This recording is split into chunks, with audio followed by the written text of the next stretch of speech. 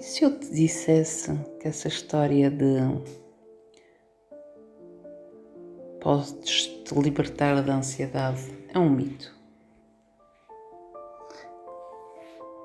E se eu te dissesse que o libertar-te da ansiedade é um mito? Mas Paula, como é um mito? Tem tantos especialistas, terapeutas pela internet a dizer: eu posso te ensinar a libertar da ansiedade, eu posso te libertar da ansiedade, tu podes te libertar da ansiedade e por aí vai. Como é que libertar da ansiedade é um mito? Pois é, mas é isso que eu vou falar hoje aqui neste vídeo, por isso fica comigo. E eu chamo-me Paula Marques, sou terapeuta holística e hipnoterapeuta e vou falar sobre a libertação da ansiedade ser um mito. E pensam vocês, mas como é que é possível isso? Então reparem, se eu dissesse a vocês assim: eu posso te ensinar a libertar-te da alegria, eu posso te ensinar a libertar-te da tristeza. Isto até poderia ser verdade até um certo ponto, mas algo momentâneo, temporário. Porque repara, a vida é algo contínuo. A pessoa até pode se libertar de uma tristeza do passado. Mas como é que ela se vai libertar da tristeza que possa surgir no presente ou no futuro?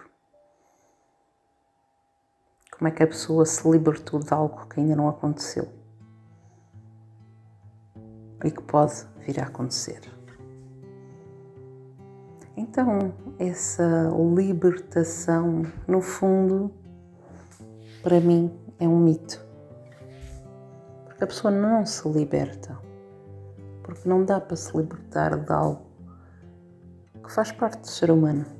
Como a alegria, como a tristeza, como a raiva, que surge em certos momentos da vida da pessoa, em certas situações, em certas circunstâncias. E a ansiedade surge em certas circunstâncias da vida da pessoa. É algo natural, é algo que faz parte do ser humano. Então o que acontece, e que às vezes me faz um bocado de confusão, é ver realmente pessoas a dizerem: eu sou especialista disto, eu sou especialista daquilo, eu vou-te ensinar a te libertar disto, eu vou-te ensinar a libertar daquilo. Para mim faz-me uma certa confusão. Primeiro porque eu já estudo há 12 anos terapias, técnicas de várias terapias, já li centenas de livros. E quanto mais vou nos meus estudos, menos me sinto especialista, seja do que for. Porque existe tanto para aprender, tanto para descobrir, que ser especialista faz-me um bocado de confusão de como é que a pessoa se considera. E muitas vezes são pessoas bastante jovens que eu fico a pensar: uau, não é? Como é que uma pessoa que fez um curso ou 2 acha-se especialista de algo? E uma pessoa que estuda há anos e anos cada vez percebe que existe tanto para estudar, tanto para conhecer e que sabemos tão pouco. Por outro lado, essa questão da libertação, não é? O libertar as pessoas da ansiedade. Eu acho que não podemos libertar as pessoas de algo que vai estar com elas sempre em algum momento. É algo que se pode manifestar a qualquer momento. Reparem, eu posso aprender como eliminar os sintomas da ansiedade, eu posso eliminar a origem de coisas que me fizeram criar ansiedade, né? Eu posso ir trabalhar situações da minha infância, é verdade, posso ir trabalhar situações da minha infância que me geram ansiedade hoje. trabalhar situações que me aconteceram na adolescência ou até mesmo na minha vida adulta anterior e libertar-me de sintomas, de sensações. É verdade, posso. Mas o libertar-me da ansiedade não me parece que isso seja possível. Porque eu posso amanhã ser raptada, por exemplo. Eu vou passar por uma situação de ansiedade extrema. Eu posso estar, sei lá, num carro e ter um acidente. Ou, enfim. Espero que não. Mas pode haver, enfim, qualquer situação, seja familiar, seja de trabalho, seja a nível social. Imaginem um sismo, um vulcão, qualquer coisa que vai me criar ansiedade. E aí onde é que fica a tal libertação da ansiedade? Mas a pessoa, então eu fui liberta. Se eu fui liberta da ansiedade, já não tenho mais ansiedade. Não. A pessoa não se liberta da ansiedade. A pessoa aprende a controlar e a dominar a ansiedade. A pessoa aprende em situações que podem gerar ansiedade, a pessoa conseguir restabelecer o seu equilíbrio. Porque se calhar logo na primeira reação a ansiedade vai subir. Em certos casos, possivelmente não. Por exemplo, hoje em dia quando eu vou falar em público, surge-me ainda um bocadinho de ansiedade. Os primeiros 2, 3 minutos ainda vêm algumas sensações, mas eu facilmente as controlo e as domino. Imaginem que nós, quando vamos aprender a andar de carro, as primeiras aulas, nós temos bastante ansiedade. Como é que eu vou pôr os pés nos pedais? Como é que eu vou pôr mudanças? Como é que eu olho pelo espelho, o retrovisor? Como é que eu olho?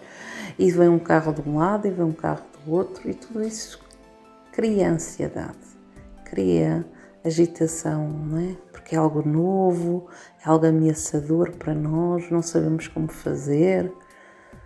Com a prática, com a experiência, vamos a conduzir e muitas vezes nem sequer sabemos como é que fazemos o caminho, não é? Porque já conduzimos em piloto automático. E aí deixamos sentir ansiedade.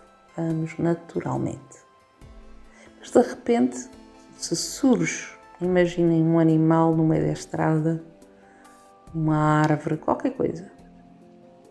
Isso vai nos chamar logo a atenção, vai nos acelerar logo o coração, para termos aquela reação rápida de travar, não é? De entrar em foco, os nossos olhos vão se abrir mais, não é? As pupilas vão logo dilatar para prestarmos mais atenção o que é que se passa na estrada e tomarmos uma atitude o mais rápido possível para nos proteger. Então a ansiedade é algo que pode surgir sempre, a qualquer momento, em qualquer instante. Poderemos eventualmente, ao trabalharmos cada vez mais a nossa mente, os nossos pensamentos, dominar os pensamentos negativos, os pensamentos automáticos, os pensamentos ruminantes, os pensamentos acelerados, não é?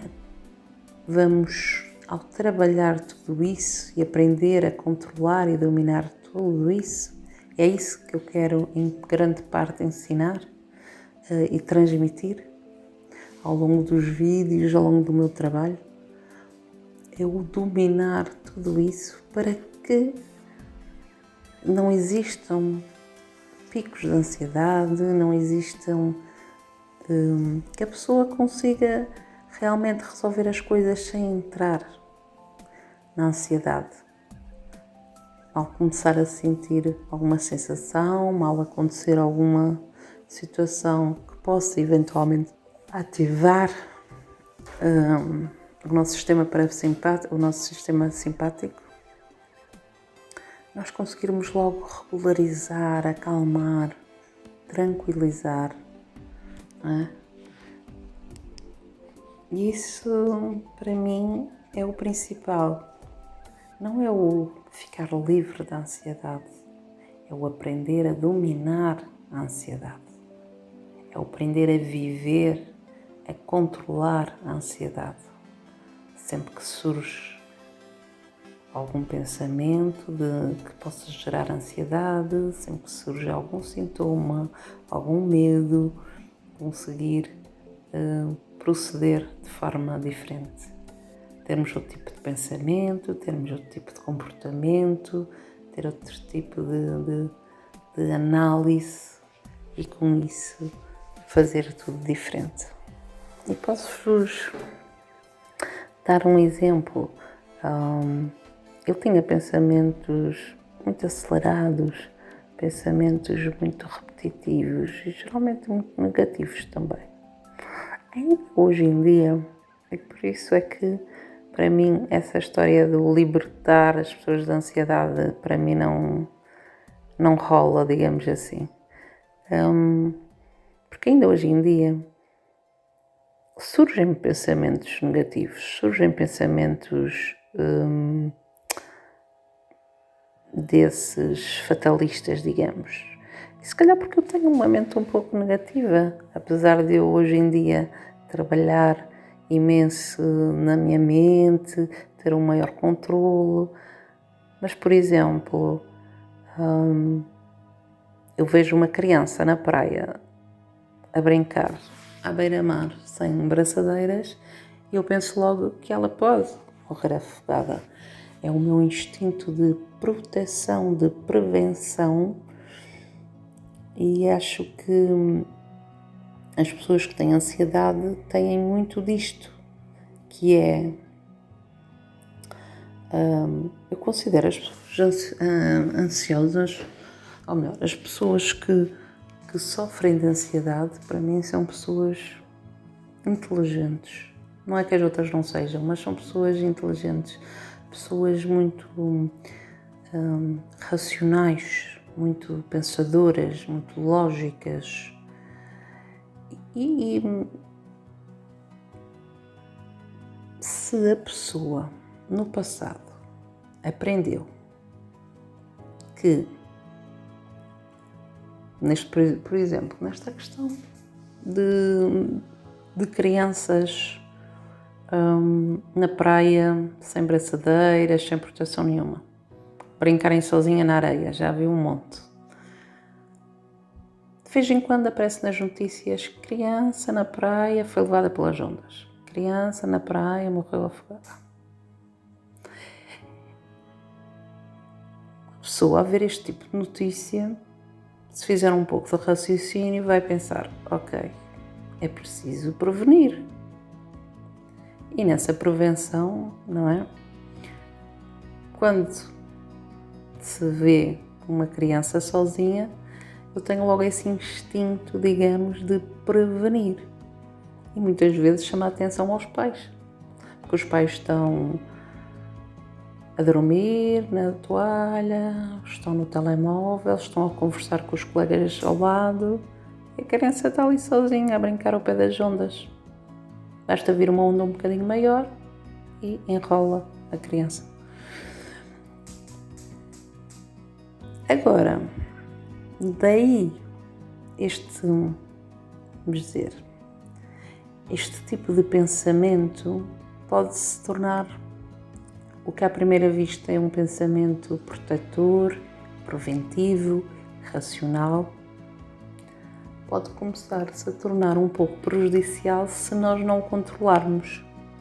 E é importante nós analisarmos isso, porque nesse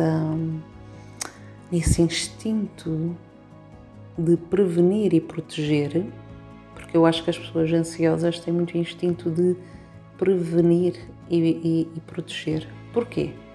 Porque as pessoas não querem sofrer, primeiro, ou porque já sofreram e sabem o que é que custa sofrer, ou porque já viram alguém sofrer e não querem passar pelo mesmo, ou porque já alguns familiares sofreram e não querem que eles sofram. E então existe esse instinto de preservar a sua vida, preservar a vida dos outros, e através da prevenção, do cuidar, do prevenir. Só que muitas vezes o que acontece é que com esse estado de prevenir, né? É preciso ter cuidado para não cair, é preciso ter cuidado a conduzir, é preciso ter cuidado na praia, é preciso ter cuidado, né, com toda essa prevenção e proteção.